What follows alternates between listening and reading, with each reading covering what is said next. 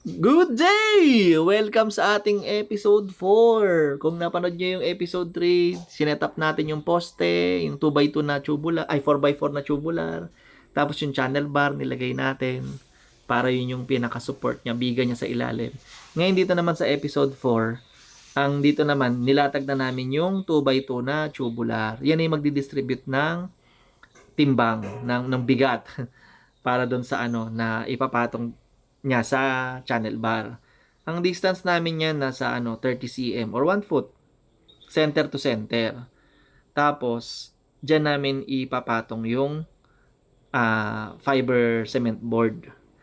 Yan, FICEM board. Yan. So, ang hirap, di ba? Ang hirap ng weather talaga sa Tagaytay. Maulan, biglang uulan, kaya ang putik-putik eh. Tapos yan, if full wheel ang husto, kung mapapansin nyo, yung sa pinaka deck niya, nakalabas doon ng 2 cm yung 2x2. Kasi ang purpose namin diyan para yung drip ng ulan mahulog na doon, hindi nagagapang doon sa channel bar. Mga iwas yung mga hacks yan para hindi kalawangin yung mo, yung main beam mo, para kasi siya yung sasalon ng lahat, kawawa naman, tapos gagapang pa yan sa poste. So, yan. Ngayon, if full weld ang gusto yan, hindi yan para kay suportahan niya lang isa't isa. Makakatulong din yan sa rigidity ng lahat ng member ng ng trusses, ng poste, ng biga. Kagaya ng sinabi ko kanina, nung sa episode 3 na makuha mo lang yung sentro ng mga poste, okay na. Kasi maggagalawan naman talaga yan dahil bakal yan eh. Pero the more na nakokompleto mo na yung mga member niyan, the more na nagiging rigid na yan. Ayan, pinapakita ko yung 2 cm na overhang ko. Yan. Para diyan pa lang drip na yung yung tubig ulan. So ngayon, mapansin niyo dun sa sa layout ng episode 2. Puti yung na yan, yung gilid ng deck na yan.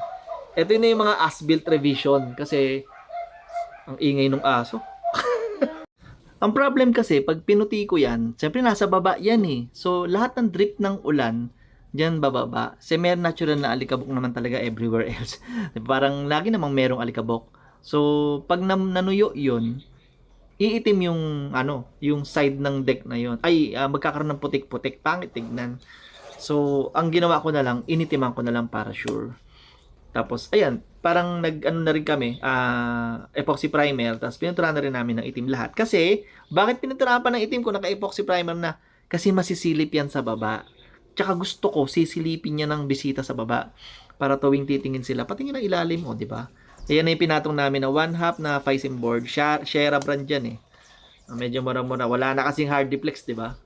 So, yan na, Shera na yung pumalit. Pero maganda rin naman yan, matibay. Ngayon, kung ang tanong is, kaya ba yan? Well, kung paaarawan mo talaga yan, mahina yan, yung FICEM board niya. Kasi lulutong yan eh. Kasi siyempre yung fiber niya, yung plastic, yun eh, petroleum-based product yun. So, lumulutong yan eventually pag nawala na yung coil niya.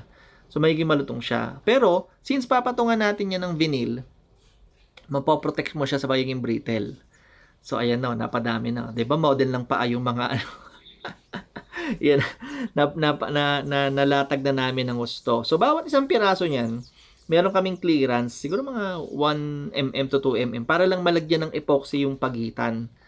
Ayan o, kasi may guhit, may awang siya. Tapos saka namin countersink ng ng tornilyo para sure na kapit.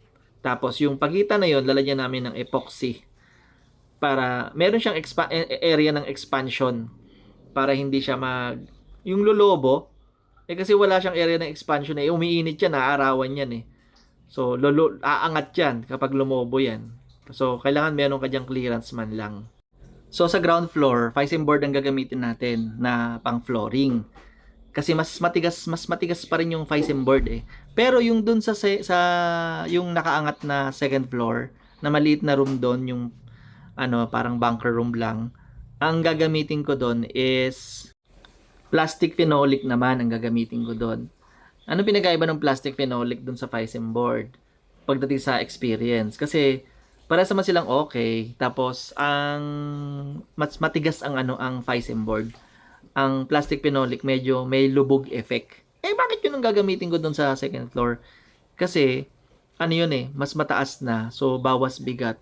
Mas mabigat pa rin yung Physem board eh, kaya sa plastic phenolic. Pero depende siguro sa brand. Pero sa experience ko, mas magaan pa rin yung plastic phenolic. So, yun na muna for today's video. Kung meron kayong question, comment, or suggestion, lagay nyo lang dyan sa comment section. Lalo na yung mga expert dyan, mas maganda mag-suggest kayo para yung mga nanonood nito na gusto rin matututo rin. Sharing tayo ng knowledge dito lagi, yun ang lagi kong habilin. And sa mga hindi pa nag-subscribe, may natutunan kayo dito, mag-subscribe kayo, baka pwede naman. Tapos, pa-like na rin, pa-share na rin para sa mga gusto nyo matuto rin. Yun lang po muna. Bye-bye!